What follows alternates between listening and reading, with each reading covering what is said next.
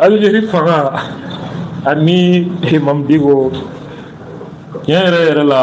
Algérie fanga ye ne ka cɛkɔrɔba kun dɔ bɔ cɛ cilen na ka tila k'u yɛrɛ ɲini ka cɛkɔrɔba to bolo la. Min ye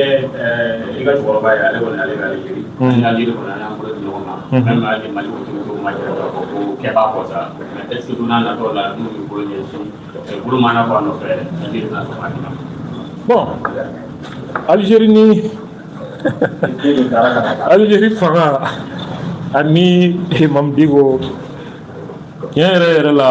Algérie fanga ye ne ka cɛkɔrɔba kun dɔ bɔ cɛ cilen na ka tila k'u yɛrɛ ɲini ka cɛkɔrɔba to bolo la.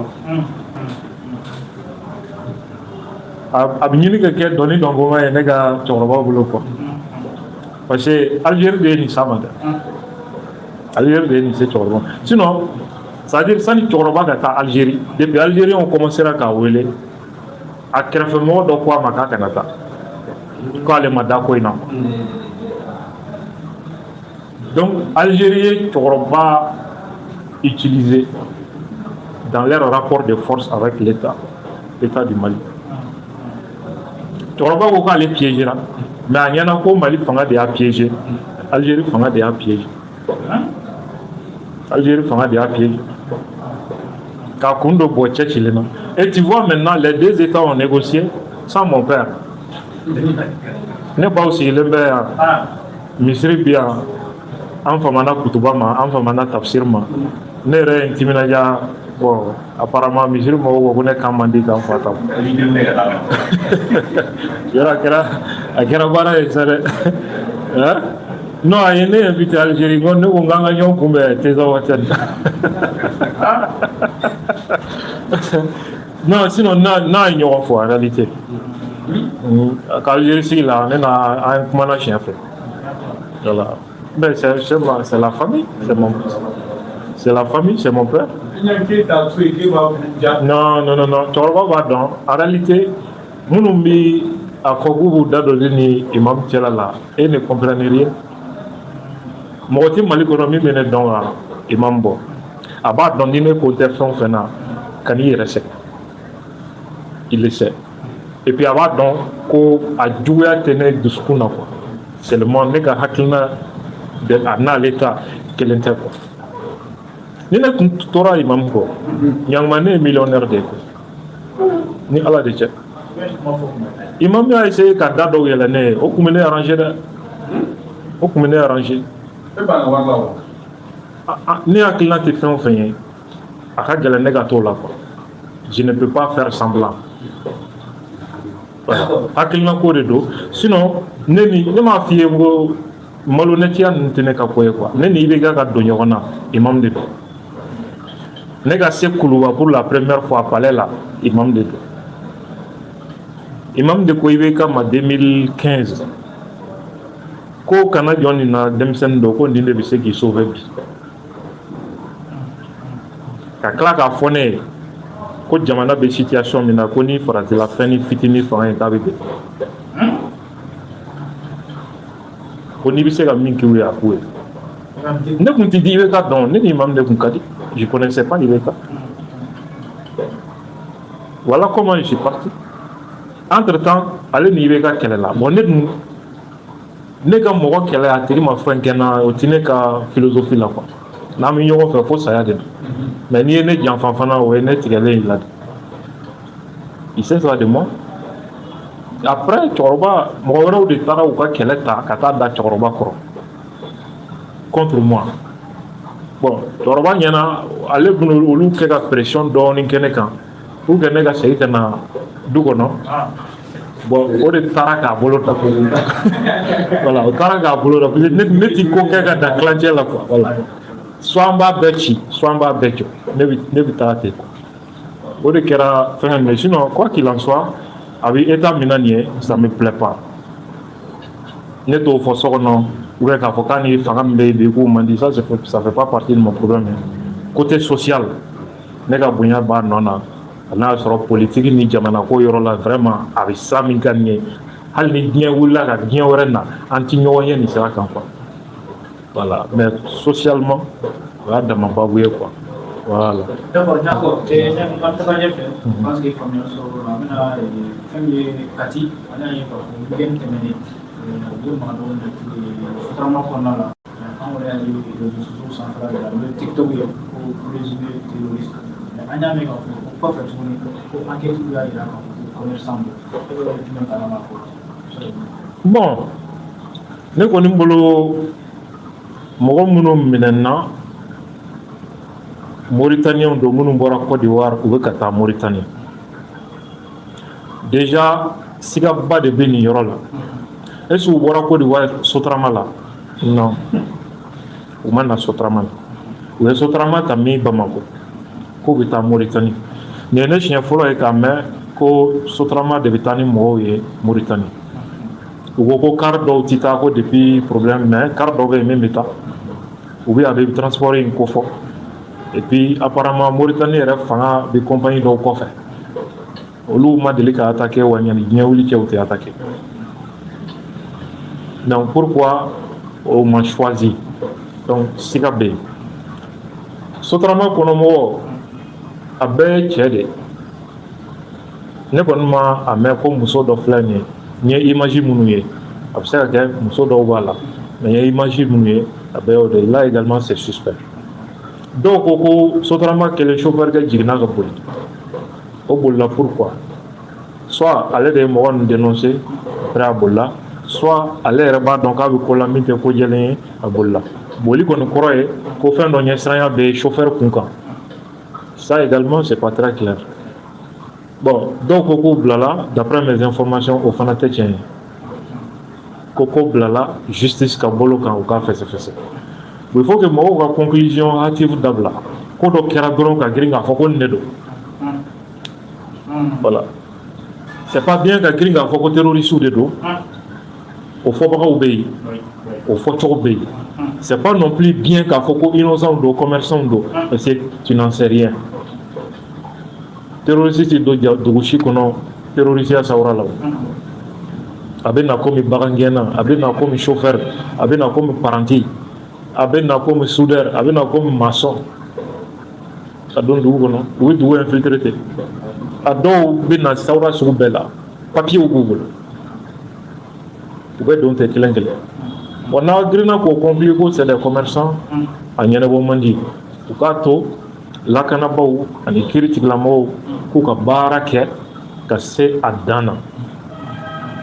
Don tɛmɛnenw na yan hali Kufa minɛna ka tila k'a bila ko dalu t'a kan.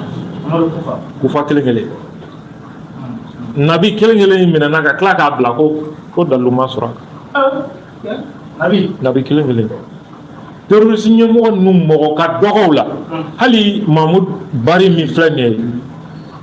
ni Kufa ka adjoint dɔ don a minɛna yan jamana in yɛrɛ mɔgɔba dɔ ko nin ye innocent ye hali a somɔgɔw ye ne wele 2014 ko nin ye innocent ye. Ne ni kuranɛ de cɛ ko baga kɔni kɛra nin ma ko nin ko ne ye fɛ a bɛɛ fɔra yan. Et regarde aujourd'hui Mahmoud Barika hali jamana mɔgɔba dɔ da donn'o la ko baga kɛra a ma ko innocent. Il faut voir aujourd'hui. Donc c'est pas bien. Au kɔfɛ an y'an t'o la an ɲɛ bɛ Mauritanie mɔgɔ dɔw bɔlen na ye k'u bɛ kule ko bin kɛra olu ka jamanadenw kan anw ka jamana kɔnɔ a donna ta a bɔra ta u ka bila. I b'a sɔrɔ ni n ko n bɛna kuma n bɛna nɛni kɛ quoi. C'est ɲinɛya san joli ye maliyɛnw bɛ ka minɛ cogo jugu la k'u lajaba Mauritanie. Tout simplement k'u b'olu ka jamana kɔnɔ a banna ka muso minɛ ka bɔ a den kɔrɔ ka dutigi minɛ ka bɔ a muso n'a den kɔrɔ dɔw sara o lajabaw la. Mun bɔra la maliyɛn joli bɛ kaso la Mauritanie hali sisan an bɛ ka kuma yɔrɔ min k'a sɔrɔ u ma foyi kɛ. Droit de l'homme kumana u yɛrɛ ka jamana mɔgɔw kumana hali sini u filɛ kaso la. Olu ka jamanaden 35 olu minɛna siga b'u ka terrorisme ko la o de ye bingani ye. Pourquoi? Parce que olu ɲɛna ko mɔgɔ jɛman ka fisa ni mɔgɔ finman ye. Ils pensent qu'ils peuvent se permettre tout k'u ka n'u nɔfɛ n'u ye den ye k'u ka n'u nɔfɛ. an b'a fɔ kiiritigilamaw ye u k'u ka baara kɛ u fɛrɛ ma u kana pressé n'a bɛ bɛn san 3 ma u k'a sɛgɛsɛgɛ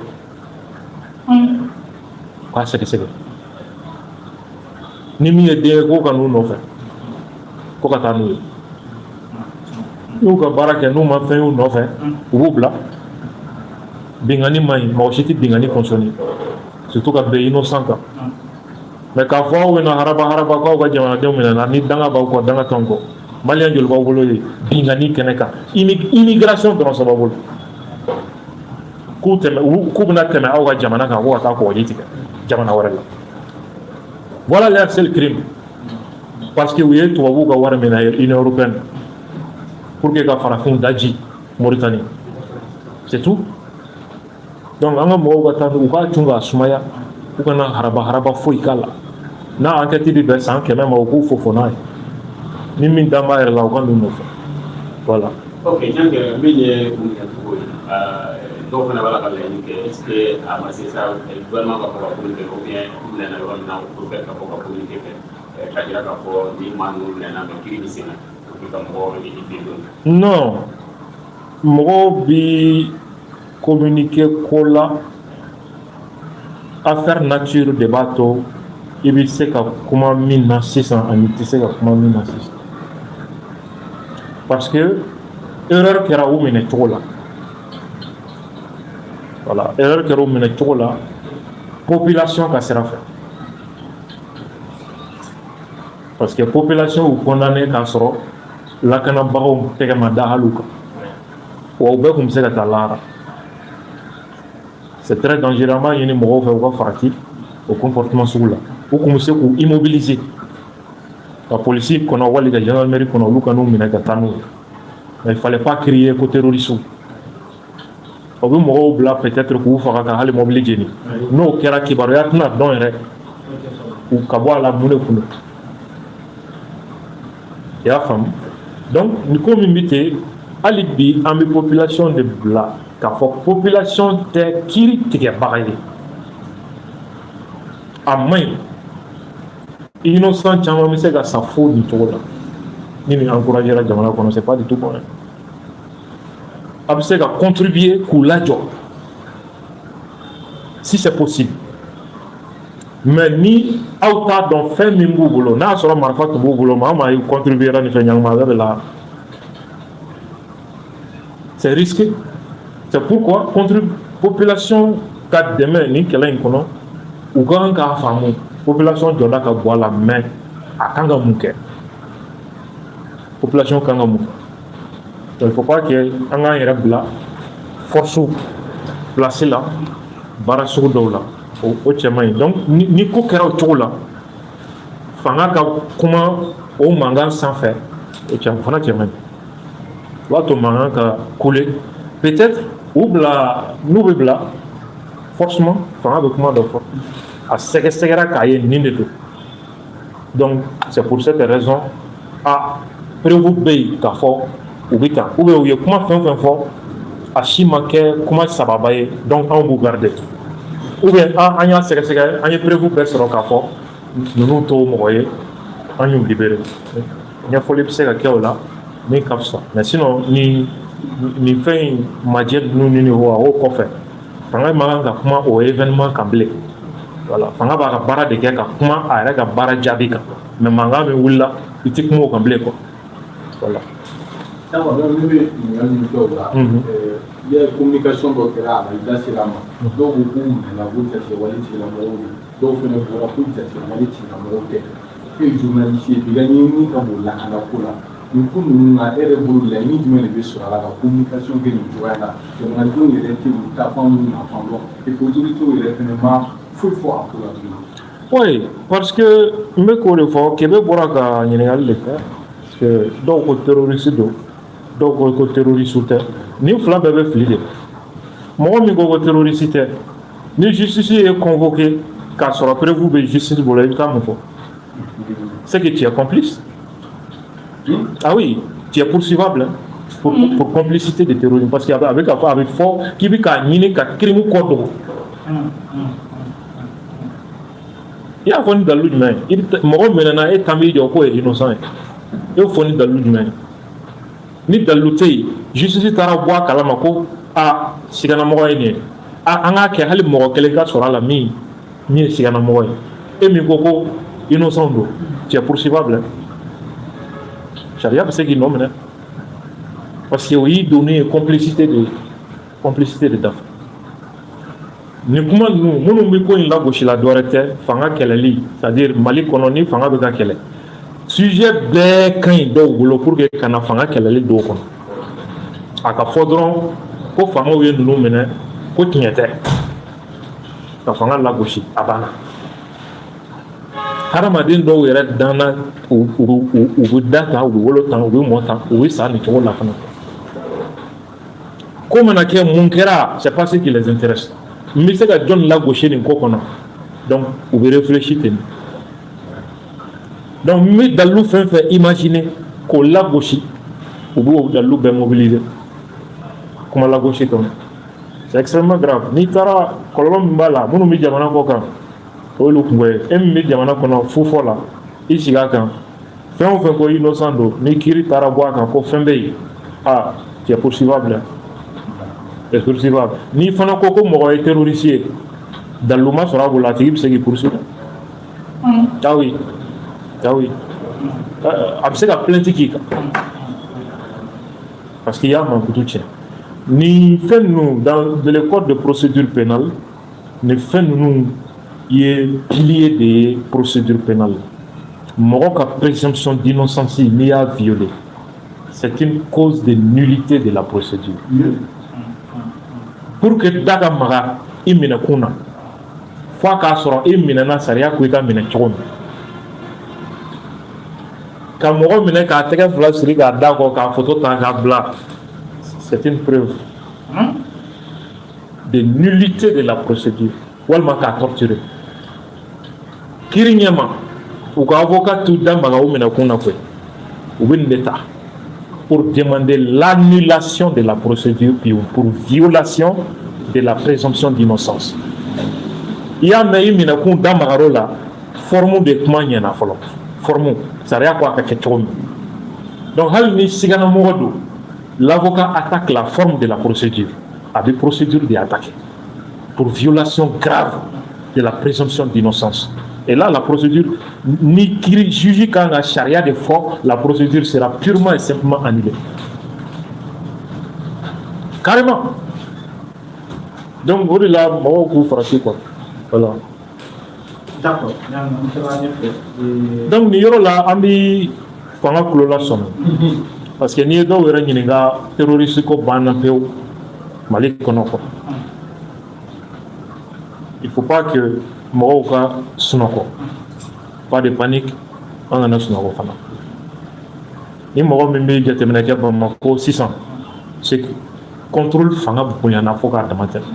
à tel point que hali 21h k'i sɔrɔ kɛnɛma a man ne bilen tellement que contrôle fanga ka bon hali ni polisiw ma fɛn f'i ye i yɛrɛ hakili ka kan k'a faamu ko dɔ bɛ yen i kan k'i hakili kan k'i yɛrɛ bilasira k'a fɔ ko dɔ bɛ yen donc an ka comportement ɲuman ta ka jamana marabagaw ka baara nɔgɔya u bolo filanan bawulen kɔnɔna la mouvement dɔw bɛ sen na ni tile saba laban in kɔnɔ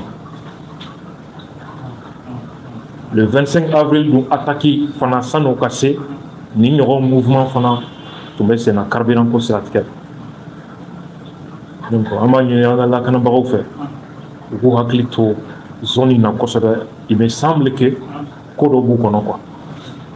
voilà il me semble que ko dɔ b'u kɔnɔ a bɛ tile saba bɔ bi n'a ma caya n'o ye mouvement ba bɛ sen na zone in kɔnɔ voilà donc an ka vigilance renforcée. Ana ye k'a fɔ a commentaire dɔ ye ka bɔlɔlɔ siraw fɛ commentaire min n'a yira terrorisme kɔni na ye mɔgɔ TikTok kumaw cayalen Bilibo yɛrɛ bɔra a kuma terrorisme jara gɛlɛla oui TikTok live kɛ sisan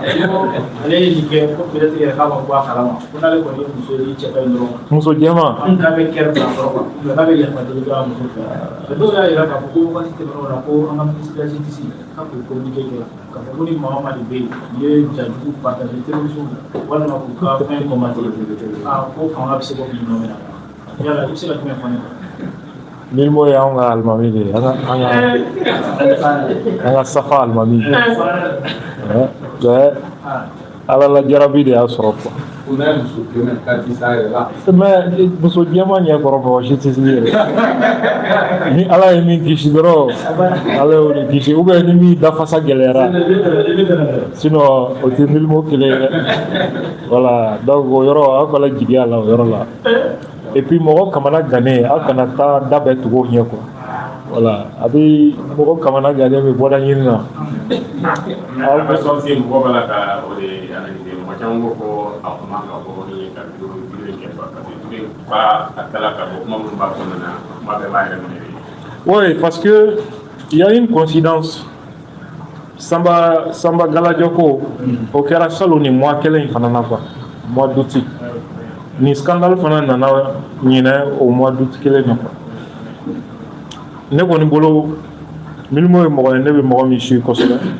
Il m'a apprécié à ta objectivité là. Mais j'ai une attaque à erreur badike. Voilà, erreur badike. Je pense que à quand à frati kosɛbɛ nin ko sugu ninnu na parce que life in kɔnɔ kuma minnu bɛ yen kuma ɲumanw tɛ quoi voilà en tant qu'une personnalité publique bon n'i taara o fɛngɛw approuver cogo dɔ la a cɛ ka jugu quoi voilà n'i kan ka tiɲɛ fɔ a cɛ man ɲi mais ne bolo an ka ze in ta an ka bila fili minɛn kɔnɔ an ka bila fili minɛn kɔnɔ an ka dugawu k'a ye tiɲɛ yɛrɛ yɛrɛ la nin ka k'a a laban ye quoi sinon tiɲɛ yɛrɛ yɛrɛ la a ka erreur bɛ ka caya nin ko ninnu na kosɛbɛ a k'i farati kosɛbɛ kosɛbɛ yɛrɛ de voilà an bɛ se k'o de fɔ. D'accord, maintenant l'émission Diana, non Mamadi Doumbia ka situation ti dɔwɛrɛ ye koyi Fransi de mago bɛ Mamadi ka dorida dɔ fɛ a ti ka sɔn e ka Fransi médiaw lajɛ u bɛ ka publication minnu kɛ Mamadi kan ni waati laban ninnu i b'a faamu k'a ni Fransi de bɛ ɲɔgɔn na ne t'a kun dɔn mais ne b'a bisigi foyi tɛ Maliko kɔ Maliko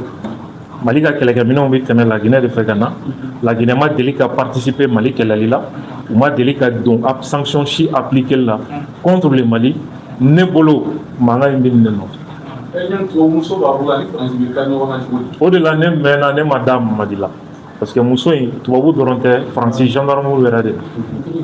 voilà mais fasoden ɲuman mɔgɔ tɛ se ka kɛ i mana kɛ cogo cogo hali ni i yɛrɛ ba ye tubabu ye n'i ye farafinna président dɔ ye i tɛ se ka Faransi sago bɛɛ kɛ tu peux pas tant que conscience dɔɔnin b'i la fɛn dɔw bɛ yen i tɛ se ka jɛn n'a ye surtout Mamadi fa tɛ tubabu ye a ba tɛ tubabu ye fo a muso donc fɛn bɛ fɛn na a tɛ sɔn jamais surtout Mali ni Guinée cɛ bɛ cogo min historiquement a tɛ se ka don fɛn dɔw da fɛ c'est comme si a bɛ k'a yɛrɛbakun kɛlɛ quoi. maintenant u bɛ ka politique kɛ congé ko in de kan k'a fɔ ko congé in ye ni coup d'état kɛli ka nɔgɔ Afrique ni président ti jamana kɔnɔ quoi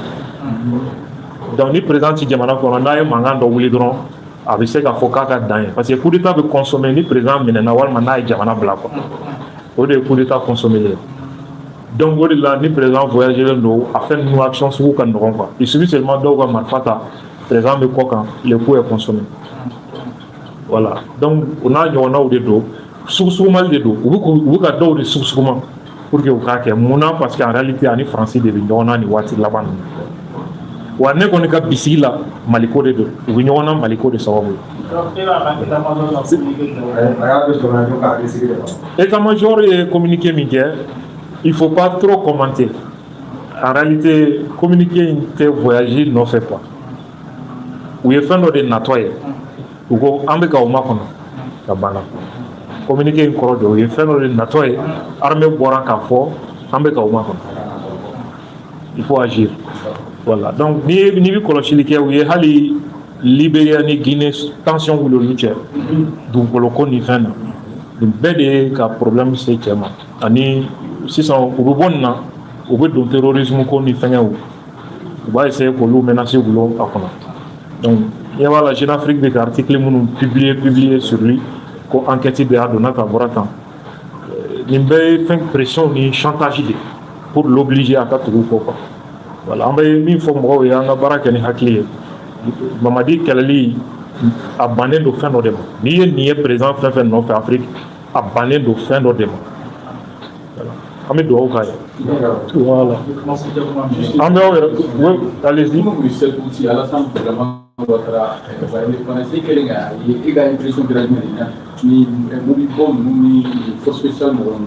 wallahi ne ma fɛn ninnu suite ne kɔni ɲɛ bɛ polémique bɛ sen na. On va souhaiter bonne fête d'indépendance à la République serbe de Côte d'Ivoire. Mais au cas où il commence à faire là, qu'on est marfa bolo bolo, ni fin bolo bolo, qu'on sera gouvernement jamana sécurisé. Ah, jamana sécurisé parce qu'il y a pas d'organisation terroriste chez vous. Quel est le Mali qu'on a? Il va clair tant qu'à quel est la Côte d'Ivoire. Vous pouvez parler maintenant 606. Nous on va parler maintenant. Il va former tout. Armement, on verra. Quand même pressé, on verra. Tombouctou région de Ronka Boni, Côte d'Ivoire, Jamanaï. Tombouctou région. L'armée malienne, avec un espace bien sécurisé, il veut Côte d'Ivoire armée multipliée par 10, il ne peut pas sécuriser ça. Il ne peut pas. Mais on veut analyser qu'il y a un territoire quoi. Ils oublient ça. Et en même temps, il t'a donc ni mineur ni fait mon nouvel ailleurs. Il t'a donc foudo. Faut terrorisme qu'elle a oublié. On a vu le Bénin mineur nous présenter. Il y a au cogné. Au mineur présenter le coffre. Qu'est-ce qu'il y a suivi? Terrorisme donna sur ma dakele. Sur assis que même aniko ko fa ka mineur beche gatana. Ils savent pas parce que ni quel mindo ni mineur nous guerre d'abord nos guerres conventionnelles. Mais quand il les met dans une situation d'asymétrie face aux organisations terroristes, il va y avoir des clés là. Donc il faut qu'on ait comparaison sur le Dabla. Voilà. Et puis, ni Moudjeni Maban, donc on a ça, donc ça va quoi. Mais voilà, Sénégalais d'Oni, Warren Dobika, ou Moké Malila, depuis une crise d'amène. N'a rien fait pour la gauche ou Boka, il y a la quoi. Amé de Oker. Mimbi Malila, la Koukisham. N'a donné fait donc de voir de voilà et camion. Au don de Ouvena, donc au Malion de Kumamina, au Kumafuta. Voilà. Merci bien.